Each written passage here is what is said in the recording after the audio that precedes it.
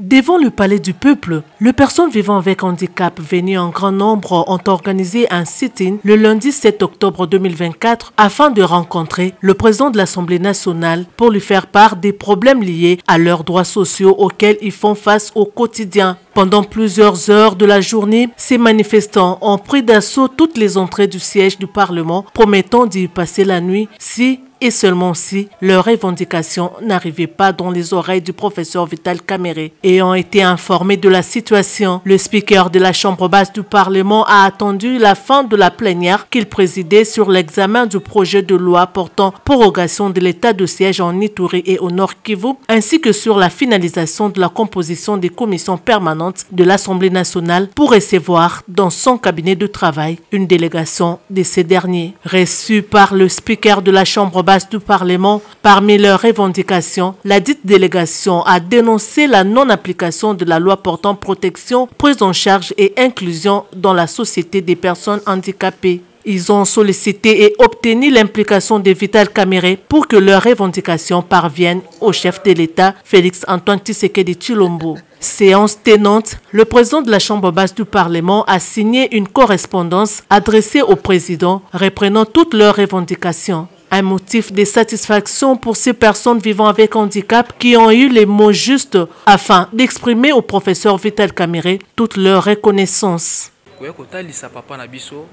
Situation a passé au biso bande konabino ba personnes vivant avec handicap au tozali ko mona lokola ya numéro 1 ya Assemblée nationale o azali représenter ya ba peuple to yi hotel c'est pour ça na biso azwa eloko na biso a cœur pour que makambo na biso ebonga na nzela ya ministère na biso pe azwa ba pour ça na biso to yeki na yango amema yango e pa chef de l'état pour que lobby makambo ekoma kitoko.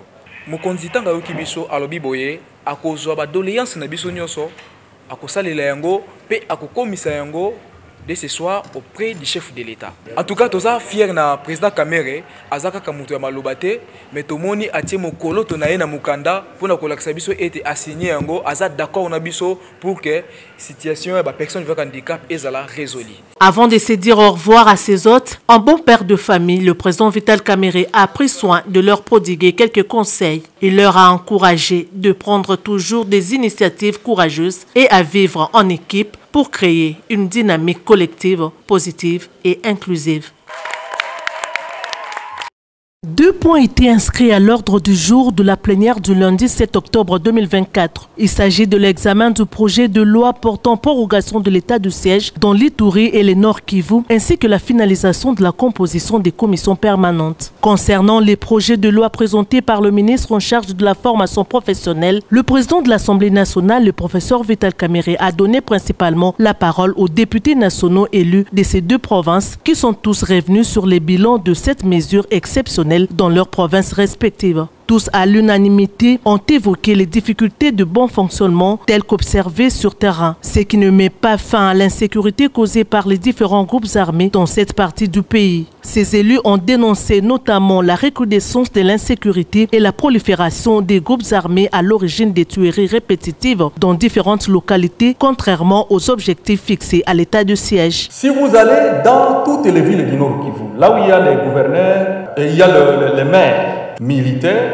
et policiers, ces maires n'ont pas l'attribution de conduire les opérations. Ils gèrent comme tous les civils, comme tous les autres.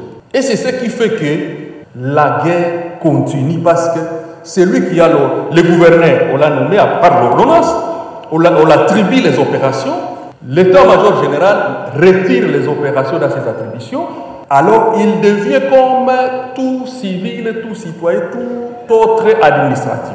Mes chers collègues, l'état de siège n'avait pas un objectif de construction de routes. L'état de siège, c'était pour la sécurité. Honorables députés, les animateurs de l'état de siège sont aujourd'hui devenus des politiciens.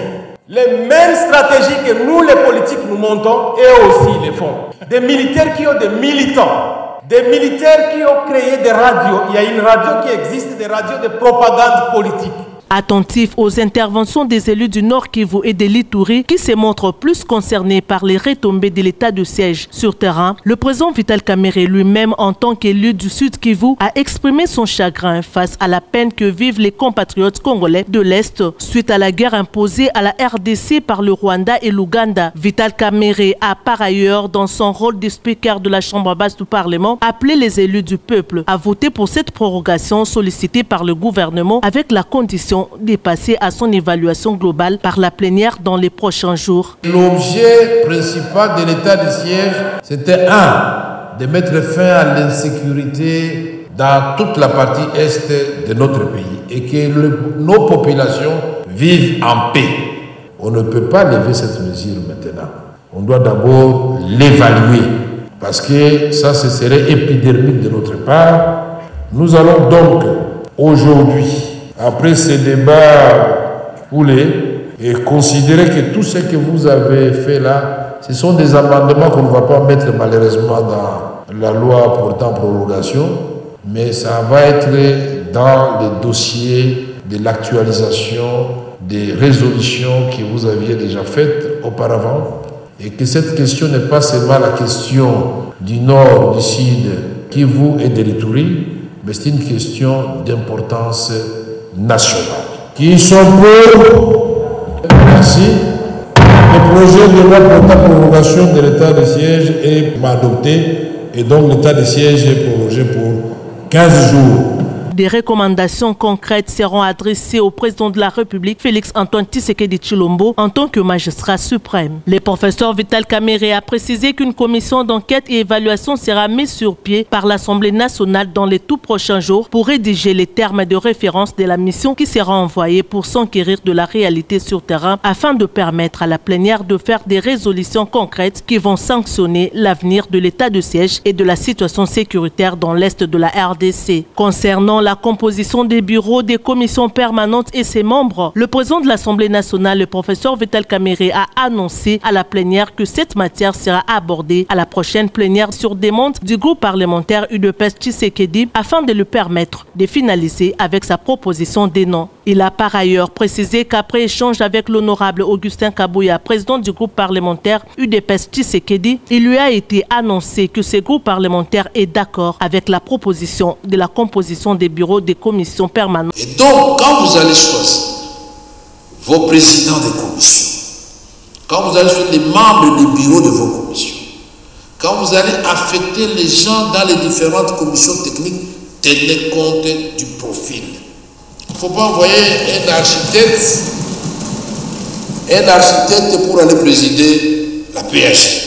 Quand vous arrivez à des commissions comme aménagement du territoire, il faut quand même le profil, un minimum.